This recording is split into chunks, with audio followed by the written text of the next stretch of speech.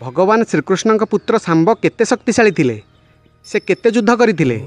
सांब कौन सतरे दुष्ट स्वभावर थिले कि श्रीकृष्ण सांबं को शत्रु नजर में देखुथिले कि कहीं से जदुवंश विनाशर कारण साजिथिले? कौन रही सांबं रहस्यमय जीवन? आजिर भिडियो रे जानिबा सांबं जीवनी संपर्क रे। जय पतितपावन जगन्नाथ, जय सनातन। आपण देखुछंती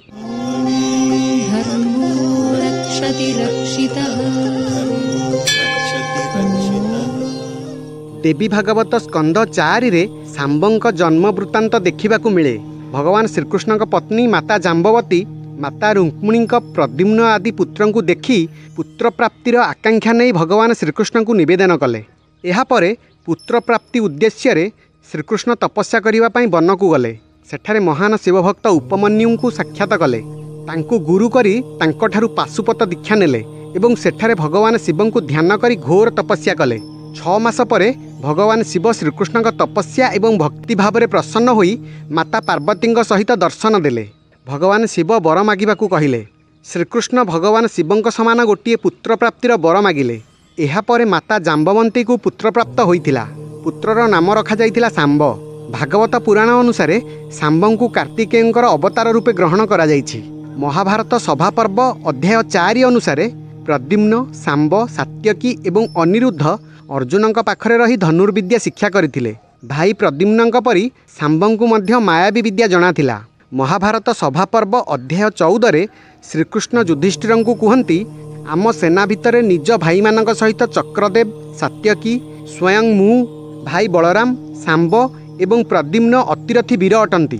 श्रीकृष्ण कहती सांब बल एवं पराक्रम रे मो समान।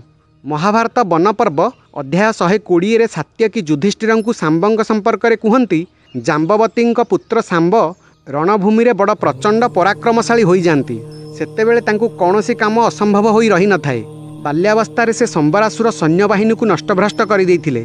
युद्धरे अनेक अश्वारोही को संहार करथिले। जेतेबेले साल्व द्वारिका उपरे आक्रमण करिथिला सेतेबेले सांब साल्वर सेनापति तथा मंत्री क्षीणबुद्धि सहित युद्ध करथिले। सांब क्षीणबुद्धिर अस्त्रर मायाजाल को निज माया द्वारा छिन्नभिन्न करी ताकु लहुलुहाण कर देइथिले। से युद्धक्षेत्रु पलायन करिथिला। सेनापति क्षीणबुद्धि पलायन करिबा परे बेगवान नामक दैत्य सांबं उपरे आक्रमण करिथिला। ताकू सांब निज गदा प्रहार रे मारी देइथिले।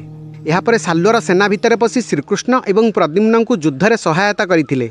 जेतेबेले बाणासुर श्रीकृष्ण नाती अनिरुद्ध को बंदी कर नैथिला सेही समय बलराम श्रीकृष्ण प्रद्युम्न सहित सांब 12 अक्षौहिणी सेना सहित बाणासुरर राजधानी उपरे आक्रमण करथिले। सेठारे बाणासुरर पुत्र सहित सांबं युद्ध होइतिला। भागवत पुराण 10 स्कंद अध्याय 68 अनुसार सांब अनेक बड़ बड़ वीरंक उपरे विजय प्राप्त करथिले। से स्वयंवर समय दुर्योधन कन्या लक्ष्मणा को हरण करथिले। एथिरे कौरव माने अपमानित एवं क्रोधित होई कर्ण, शल्य, भूरिश्रवा, दुर्योधन इत्यादि वीर माने सांबं को बंदी करने को चेष्टा करथिले। जेतेबेले सांब देखिले कौरव माने तांकु आक्रमण करने को पछरे आसुछंती सेतेबेले से एकुटिया समस्तक सहित युद्ध करथिले। समस्तक सहित सांब एकुटिया एपरी पराक्रम रे युद्ध करने देखी सेमाने मध्य सांबं रणकौशल को प्रशंसा करने को लगिले।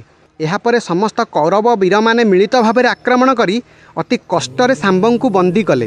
यही समाचार जेतेबेले बलराम को मिलिथिला सेतेबेले से चिंतित हेले। कारण से कुरुवंश एवं जदुवंशଙ୍କ भितर झगड़ा हेबाकू चाहू नथिले। से जदुवंशी वीरंक क्रोध को शांत करी निजे रथरे चढ़ी हस्तिनापुर गले।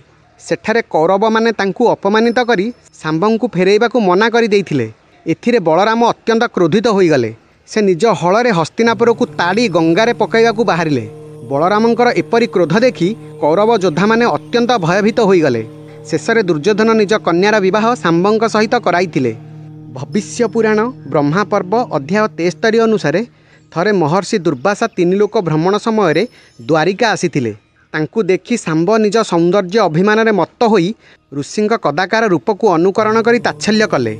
ऋषिंक मुख परी मुख करी तांक चालिबाकू नकल करी उपहास कले।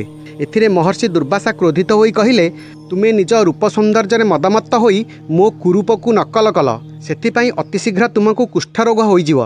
देवर्षि नारद समस्त लोकरे विचरण करुथिले। से भगवान श्रीकृष्ण को दर्शन करने उद्देश्य रे सर्वदा द्वारिका आसंती। सांब नारद को सर्वदा अपमानित करुथिले एवं निज रूप सौंदर्य मदमत्त होई काम क्रीडारे निमग्न रहुथिले। ଏହିଭଳି ସବୁବେଳେ ଅପମାନିତ ନାରଦ ବିଚାର କଲେ ଏପରି ଉନ୍ମତ୍ତ ଅଶାଳୀନ ଶାମ୍ବଙ୍କୁ ଶାଳୀନତା ଶିକ୍ଷା ଦେବା ଉଚିତ। ଏହି କଥାକୁ ମନରେ ରଖି ଦିନେ ନାରଦ ଶ୍ରୀକୃଷ୍ଣଙ୍କୁ କହିଲେ, ଆପଣଙ୍କ 16 ସହସ୍ର ପତ୍ନୀ ଶାମ୍ବଙ୍କୁ ପ୍ରେମ କରୁଛନ୍ତି, କାରଣ ଏହି ଚରାଚର ବିଶ୍ୱରେ ଶାମ୍ବଙ୍କ ପରି ରୂପବାନ କେହି ନାହାନ୍ତି। ଶ୍ରୀକୃଷ୍ଣ ଭାବିଲେ ନାରଦଙ୍କ କଥା କେବେ ମିଥ୍ୟା ହୋଇନପାରେ। ସେ ନାରଦଙ୍କୁ କହିଲେ, ଆପଣଙ୍କ କଥାରେ ମୋର ବିଶ୍ୱାସ ହେଉନାହିଁ। ନାରଦ କହିଲେ, ଆପଣ ନିଜେ ପରୀକ୍ଷା କରିପାରନ୍ତି। ଥରେ ଶ୍ରୀକୃଷ୍ଣ ନିଜ ପତ୍ନୀମାନଙ୍କ ସହିତ କ୍ରୀଡ଼ା କରୁଥାନ୍ତି। ସେତେବେଳେ ନାରଦ ଶାମ୍ବଙ୍କୁ ଯାଇ କହିଲେ, ଶୀଘ୍ର ଯାଅ, ତୁମକୁ ତୁମ ପିତା ଡାକୁଛନ୍ତି। ନାରଦଙ୍କ କଥା ନ ବୁଝି ନ ଶୁଝି ଶାମ୍ବ ଶ୍ରୀକୃଷ୍ଣଙ୍କ ନିକଟକୁ ଚାଲିଗଲେ ଏବଂ ତାଙ୍କୁ ପ୍ରଣାମ କଲେ। ସେଠାରେ ଥିବା ଅଧିକାଂଶ ସ୍ତ୍ରୀ ଶାମ୍ବଙ୍କୁ ଦେଖି ତାଙ୍କ ମନରେ ବିକାର ଜାତ ହେଲା, କାରଣ ସେମାନେ ପୂର୍ବରୁ କେବେ ଶାମ୍ବଙ୍କୁ ଦେଖିନଥିଲେ। ଏହା ଦେଖି ଶ୍ରୀକୃଷ୍ଣ ସେହି ସ୍ତ୍ରୀମାନଙ୍କୁ ଅଭିଶାପ ଦେଲେ ଯେ ତୁମମାନଙ୍କର ମନ ମୋତେ ଛାଡ଼ି ଅନ୍ୟ ଉପରେ ଆସକ୍ତ ହୋଇଛି, ସେଥିପାଇଁ ପତିଲୋକ ତୁମକୁ ବିଳମ୍ବରେ ପ୍ରାପ୍ତ ହେବ। ପତିଲୋକ ଏବଂ ସ୍ୱର୍ଗରୁ ଭ୍ରଷ୍ଟ ହୋଇ ତୁମେମାନେ ସେହି କାଳ ପର୍ଯ୍ୟନ୍ତ ଚୋରଙ୍କ ଅଧୀନରେ ରହିବ। ସେଥିପାଇଁ ଶ୍ରୀକୃଷ୍ଣଙ୍କ ମହାପ୍ରସ୍ଥାନ ପରେ ଅର୍ଜୁନଙ୍କ ସାମ୍ନାରେ ସେହି ସ୍ତ୍ରୀମାନଙ୍କୁ ଚୋରମାନେ ହରଣ କରି ନେଇଥିଲେ। ରୁକ୍ମଣୀ, ସତ୍ୟଭାମା, ଜାମ୍ବବନ୍ତୀ ଇତ୍ୟାଦି ଅଧିକ ସତ୍ୱଗୁଣ ଧାରଣ କରିଥିବା ନାରୀମାନେ ଚୋରଙ୍କ ଅଧୀନ ହୋଇନଥିଲେ। ସେଠାରେ ଶ୍ରୀକୃଷ୍ଣ ଶାମ୍ବଙ୍କୁ ବି ଅଭିଶାପ ଦେଲେ ଯେ ତୁମ ରୂପ ସୌନ୍ଦର୍ଯ୍ୟକୁ ଦେଖି ଏହି ସ୍ତ୍ରୀମାନଙ୍କ ମନରେ କାମବାସନା ଉତ୍ପନ୍ନ ହୋଇଛି, ସେଥିପାଇଁ ତୁମ ସୌନ୍ଦର୍ଯ୍ୟ ନଷ୍ଟ ହୋଇ ତୁମକୁ କୁଷ୍ଠରୋଗ ହେବ। ଅଭିଶାପ କଥା ଶୁଣି ଶାମ୍ବ କହିଲେ, ହେ ପିତା, ମୋର ସେମାନଙ୍କ ପ୍ରତି କୌଣସି ଖରାପ ଭାବନା ନାହିଁ। ମୋତେ ବିନା କାରଣରେ ଅଭିଶାପ ମିଳିଛି, କିନ୍ତୁ ଆପଣ ଠିକ୍ କରିଛନ୍ତି, କାରଣ ମୋତେ ମହର୍ଷି ଦୁର୍ବାସା ମଧ୍ୟ ଅଭିଶାପ ଦେଇଥିଲେ। ତାଙ୍କ ଅଭିଶାପ କେବେ ବ୍ୟର୍ଥ ହେବ ନାହିଁ। ଏହାପରେ ଶାମ୍ବ ପ୍ରଭାସ କ୍ଷେତ୍ରକୁ ଗଲେ। ସେହି ପବିତ୍ର ସ୍ଥାନରେ ଶାମ୍ବ ସୂର୍ଯ୍ୟଦେବଙ୍କୁ ଆରାଧନା କରି କୁଷ୍ଠରୋଗରୁ ମୁକ୍ତ ହୋଇଥିଲେ। ମହାଭାରତ ମୂଷଳ ପର୍ବ ଅଧ୍ୟାୟ 1 ଅନୁସାରେ ଥରେ ମହର୍ଷି ବିଶ୍ୱାମିତ୍ର, ନାରଦ ଇତ୍ୟାଦି ଋଷିମାନେ ଦ୍ୱାରିକା ଆସିଥିଲେ। ସେତେବେଳେ ସାଙ୍ଗସାଥୀମାନେ ଶାମ୍ବଙ୍କୁ ଗୋଟିଏ ସ୍ତ୍ରୀ ବେଶ କରି ପେଟରେ ଗୋଟିଏ ଲୌହ ମୂଷଳ ରଖି ଋଷିମାନଙ୍କ ନିକଟକୁ ଯାଇ ପଚାରିଲେ, ଆପଣମାନେ କହିପାରିବେ କି ଏହି ଗର୍ଭବତୀ ସ୍ତ୍ରୀର ଗର୍ଭରୁ କ'ଣ ଉତ୍ପନ୍ନ ହେବ? ସେହି ଦୁର୍ବୁଦ୍ଧି ବାଳକମାନଙ୍କ କଥା ଶୁଣି ସମସ୍ତ ଋଷି କ୍ରୋଧିତ ହୋଇଗଲେ। ସେମାନେ କହିଲେ, ଦୁର୍ବୁଦ୍ଧି ଦୁରାଚାରୀ ଯାଦବ କୁମାରମାନେ, ଶ୍ରୀକୃଷ୍ଣଙ୍କ ପୁତ୍ର ଏହି ଶାମ୍ବର ଗର୍ଭରୁ ଯାହା ଜନ୍ମ ହେବ ତାହା ଯଦୁବଂଶ ବିନାଶର କାରଣ ହେବ। ଶ୍ରୀକୃଷ୍ଣ ମଧ୍ୟ ଏହି ବିନାଶକୁ ରୋକିବାକୁ କେବେ ଚେଷ୍ଟା କଲେ ନାହିଁ। ସମସ୍ତ ଯାଦବ କୁମାରମାନେ ଭୟଭୀତ ହୋଇଗଲେ। ଉଗ୍ରସେନ ସେହି ମୂଷଳକୁ ନଷ୍ଟ କରିଦେବାକୁ ଆଦେଶ ଦେଲେ। ମୂଷଳକୁ ପିଟି ପିଟି ଚୂର୍ଣ୍ଣ କରି ସମୁଦ୍ରରେ ପକାଇଦେଲେ, କିନ୍ତୁ ସେହି ଚୂର୍ଣ୍ଣ କୂଳକୁ ଆସି ଘାସ ରୂପେ ରହିଲା। ସମୟକ୍ରମେ ଯଦୁବଂଶ ବିନାଶ ଆଡ଼କୁ ଯାଉଥାଏ। ଗୋଟିଏ ସମୟରେ ଯଦୁବଂଶର ସମସ୍ତେ ନିଜ ନିଜ ଭିତରେ ଲଢ଼େଇ କରି ମୃତ୍ୟୁବରଣ କଲେ। ଋଷିଙ୍କ ଅଭିଶାପ ଫଳରେ ସେହି ଘାସ ବଜ୍ର ସମାନ ଶକ୍ତ ଲୁହାରେ ପରିଣତ ହୋଇଯାଇଥିଲା।